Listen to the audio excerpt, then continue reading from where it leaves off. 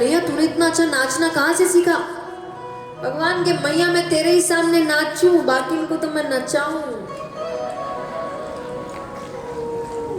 अब नृत्य करके थक गए तो बैठ गए तो नजर मोर पर पड़ती है। तो भगवान ने कहा कि मैया ये कौन है? बच्चे प्रश्न बहुत करते हैं। मैया ने कहा ये मोर है। तो बोले फिर वो कौन है? बोले वो मोरनी है। तो बोले मोरनी कौन है? बोले मोरनी मोर की बहू होता है। बहू यानी पत्नी। तो बोले मोरनी मोर की बहू होते है। भगवान कहते अच्छा। भगवान कहे मेरी बहू कहाँ? यशोदा मैया के तेरे साथ वो छोरी खेले ना, क्या नाम है उसको? क्या नाम है? राधा तेरी बहू है। कन्हैया कहे तू मोर के साथ मोरनी है, मेरे साथ राधा क्यों नहीं? यशोदा मैया के उसके लिए ब्याह करना पड़ता है। भगवान के तब तो मैया तू मेरा ब्याह करवा दे। अरे कन्हैया इस उम्र में शादी नहीं होती, तो बहुत छोटा है। भगवान ने आज जिद पकड़ ली, मैया तू मेरा ब्याह करवा। कन्हैया कहे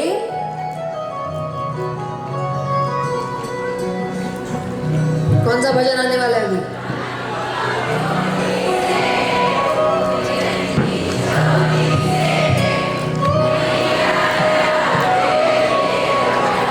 क्या बात, कुछ भजन कभी पुराने नहीं होते। भगवान कहते हैं राधिका गोरी से बिरज की, राधिका बिरज की मैया। अरे क्या सोचे है माँ मेरी, अरे क्या उम्र तेरी छोटी है, नजर तेरी खोटी है, उम्र तेरी नजर तेरी कैसे। आइए मीठी मीठी तालियों के साथ। राधिका गोरी से बिरज की छोरी से, राधिका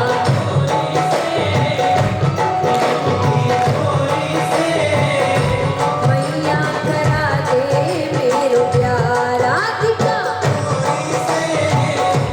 बिरज की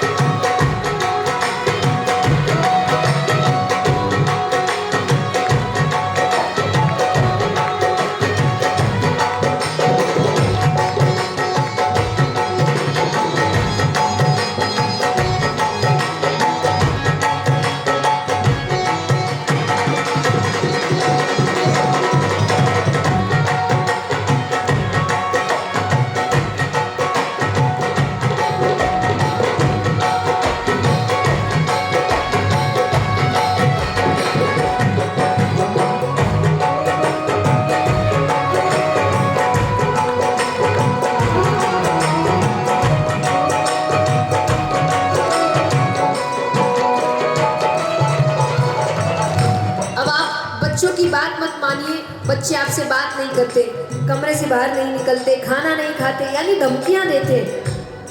तो भगवान पहले धमकी दे रहे, अगर मेरी बात नहीं मानी तो मैं क्या करूंगा? जो नहीं ब्याह कराए तेरी भैया नहीं चला।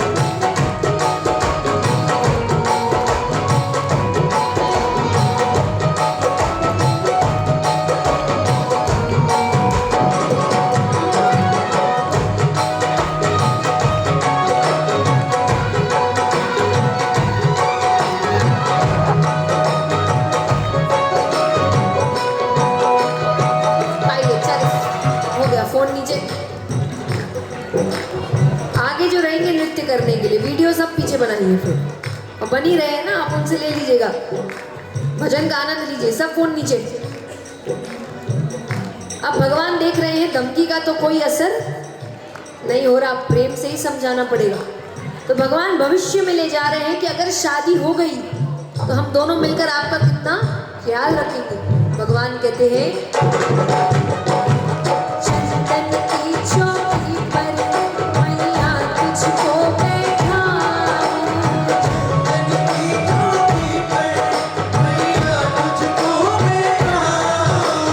चंदन की चौकी पर मैया तुझको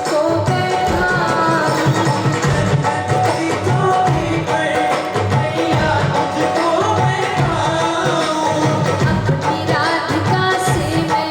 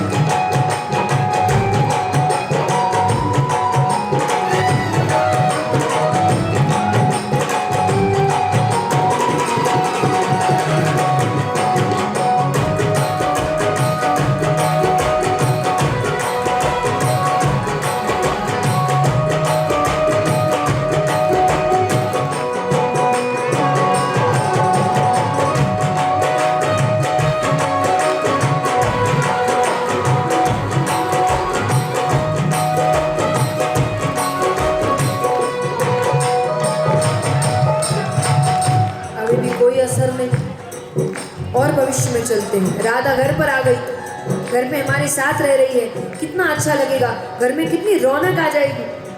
भगवान कहते हैं छोटी सी दुल्हनिया जब अंगना में डोलेगी,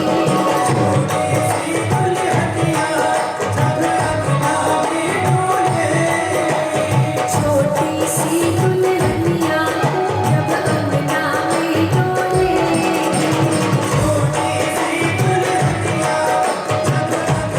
में डोलेगी, मेरे सामने मैया वो घूंघट ना खोलेगी,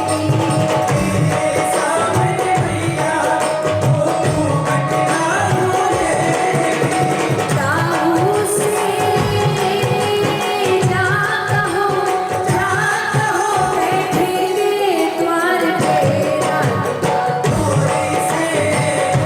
विरज को राधिका, विरज को मैया करा दे मेरे प्यार। अरे क्या सोचे है माँ मेरी, अरे क्या सोचे है माँ मेरी, उम्र तेरी छोटी है, नजर तेरी खोटी है, उम्र तेरी छोटी है, नजर तेरी खोटी है, कैसे करा दूँ तेरे प्यार, कैसे करा दूँ तेरे प्यार, मैया करा दे मेरे प्यार। बोलिए राधे रानी सरकार की।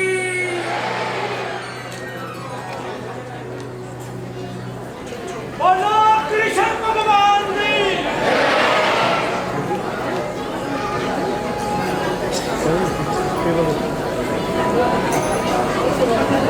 आइए, सम्मान हमारे बीच अतिथि आए हैं, तालियों के साथ स्वागत करें।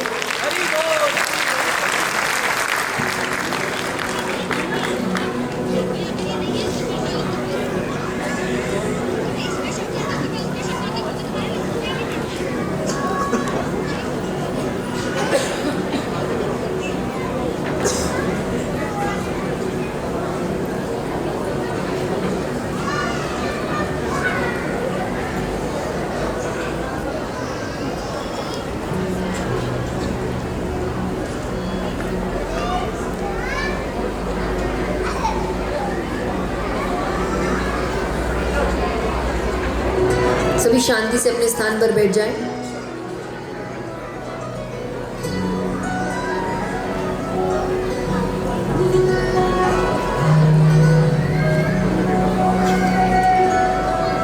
तो ऐसी भगवान की छोटी छोटी लीलाएं हैं।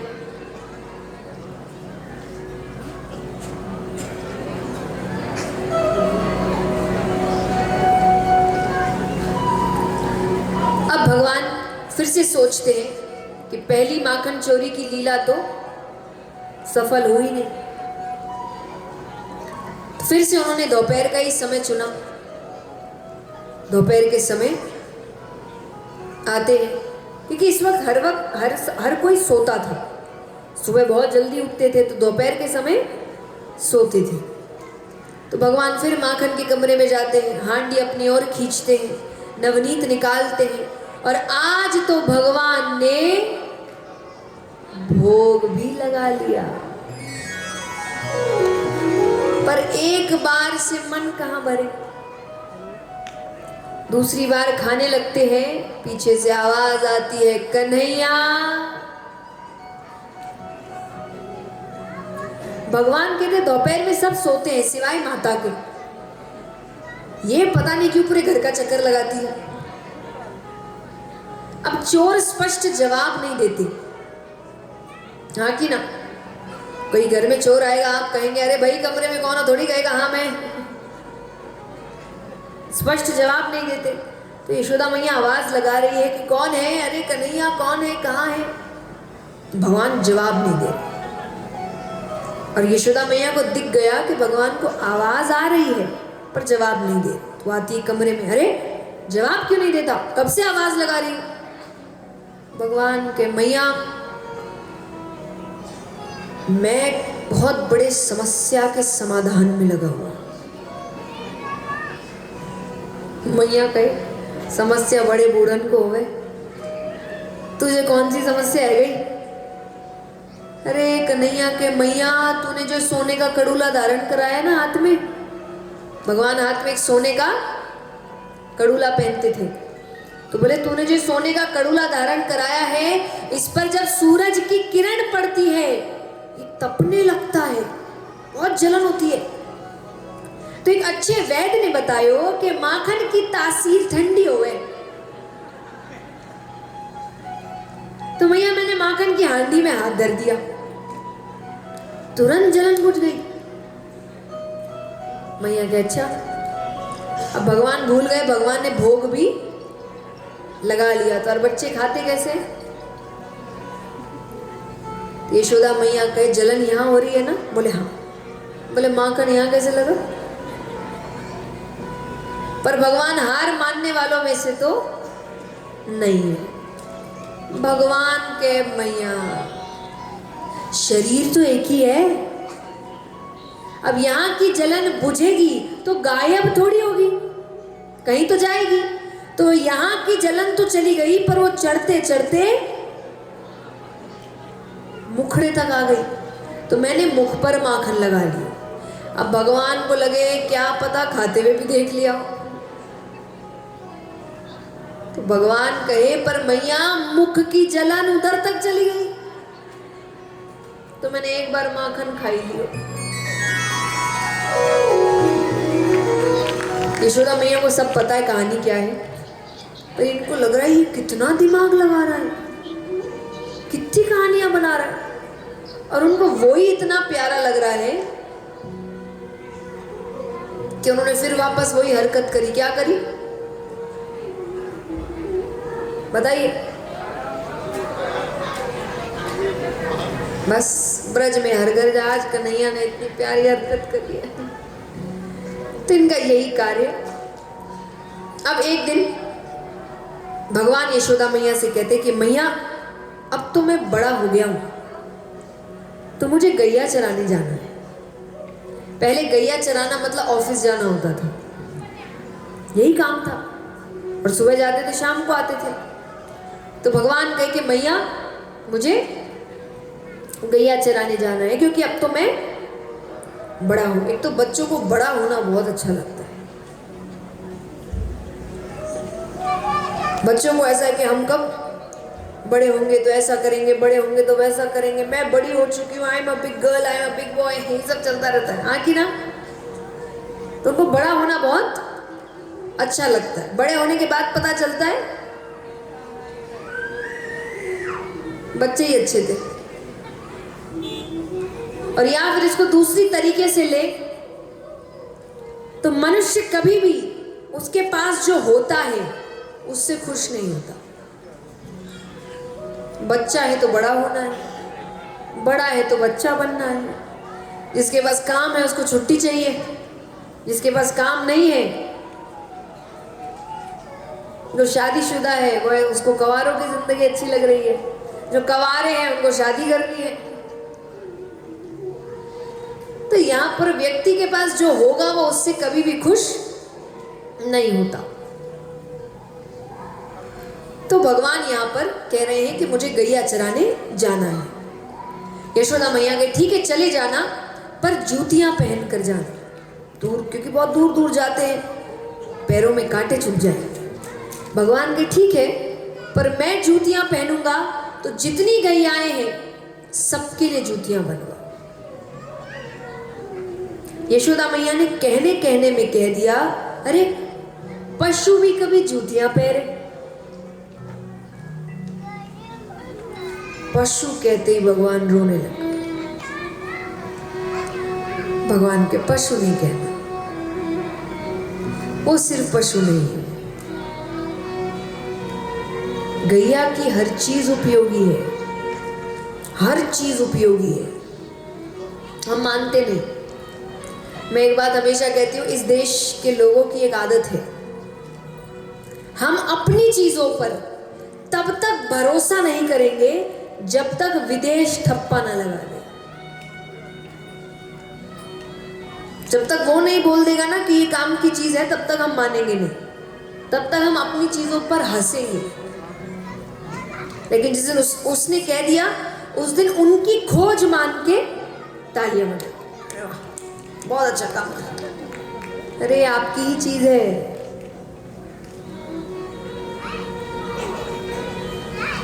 जब हम गैया की बात करते हैं, विदेश में एक स्थान है और इंटरनेट का जमाना है आजकल, तो आप सर्च कर सकते हैं जाकर। तो विदेश में एक स्थान है जहां पर बहुत सारी गैयाओं को रखा जा रहा है और आधी आधी घंटे के हजारों रुपए लिए जा रहे हैं। कितने? हजारों। क्या करना है? आना है, गैया के साथ आलिंगन करना है, गैया के ऊपर हाथ फेरना है। क्या होगा? स्ट्रेस दूर हो रहा है, डिप्रेशन दूर हो रहा है, टेंशन दूर हो रहा है, और वहां के लोग हजारों रुपए देकर जा रहे हैं। ये हमारे यहाँ कह दो, लोग कहेंगे बस अब ये करते हैं। वो कर रहे हैं, वो मान रहे हैं। खोज की बात करी, फिर वापस विदेश में अभी किसी स्थान में उन्होंने प्लेट्स बनाई हैं पत्तियों से। पत्तियों से, ये तो बहुत फेमस भी हुआ था, पत्तियों से प्लेट्स बनाई है। और जब उसका प्रमोशन कर रहे थे तो उन्होंने ये कहकर प्रमोशन किया कि हमने बहुत समय तक एक्सपेरिमेंट करके पूरी दुनिया की सबसे इको फ्रेंडली प्लेट्स बनाई है। और यहाँ के लोग तालियां बजा रहे हैं, अरे वाह क्या बात है, क्या खोज है, क्या खोज है। मुझे लग रहा है आपको आपके आगे पत्तल नहीं दिखते? कब से तीर्थ स्थलों में पत्तलों पर भोजन मिल रहा है, वो नजर नहीं आता आपको? पर बस हम अपनी चीज पर तब तक भरोसा नहीं करते जब तक सब आपकी ही चीज है। ये वही बात है, दिवाली में एक ही सोन पापड़ी हर घर घूमती है, हाँ कि ना? आपकी सोन पापड़ी घूम के आपके ही पास आती है। पैकेजिंग अलग होती है, आपको लगता है कोई और दे रहा है, अंदर सामान आपका ही है।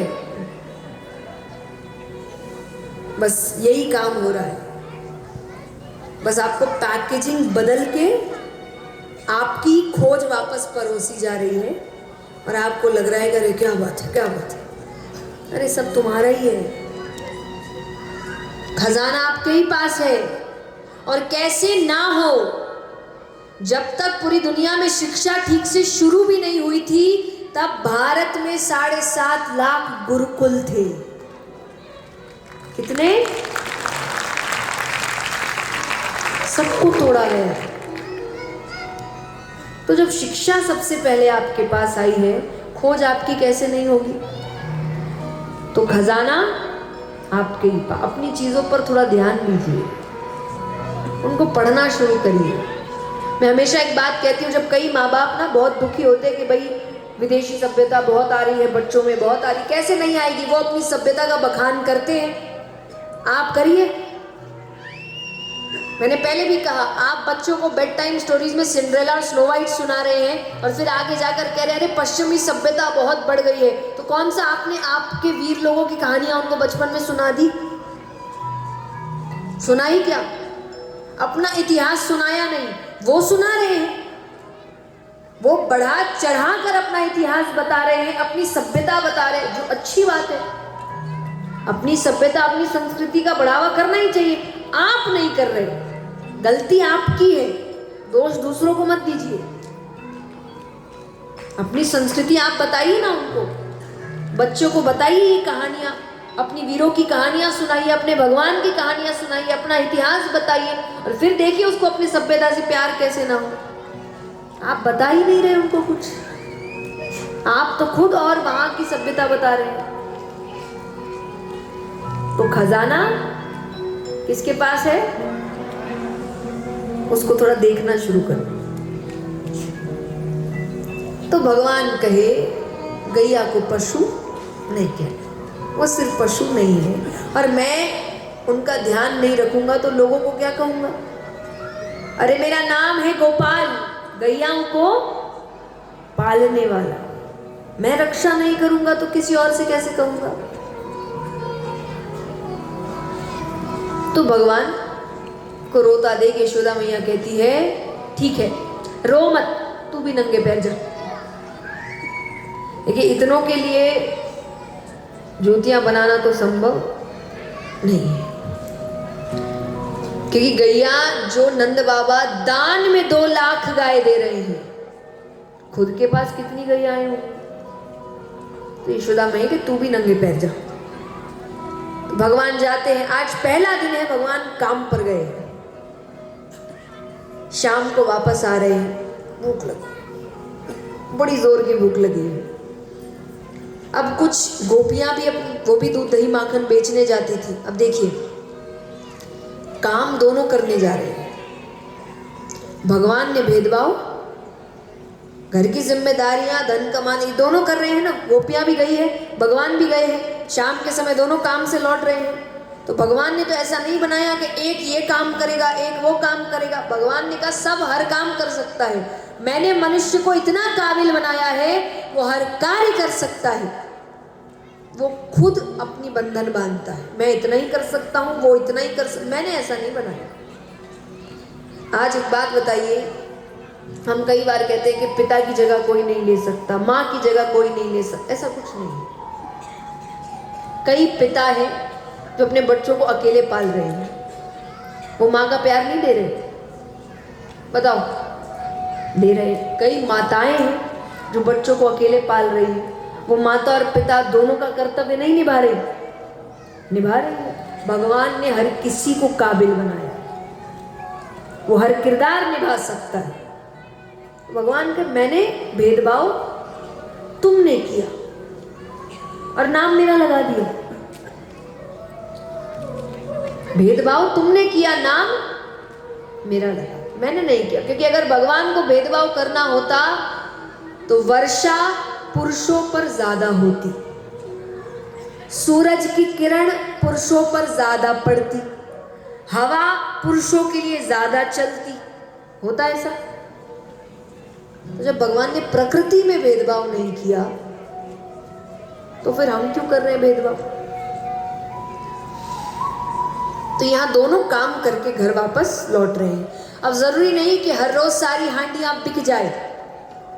तो भगवान को लग रही है भूख, तो भगवान ने कहा रे गोपी 1-2 हांडी हम दे जा। गोपियां जिद कर, अब गोपियों की एक आदत थी, भगवान रंग में सांवले थे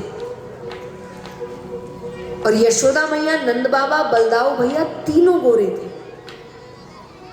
तो वो बहुत छेड़ती थी भगवान को कि तू इनका बेटा है ही नहीं, उठा के लेकर आए। और कहीं ना कहीं सच था। तो भगवान को ये बात बहुत चुभती थी। तो भगवान ने कहा कि 1-2 हांडी हम दे जा। गोपी कहे क्यों, क्या रिश्ता है हमारा तेरे से?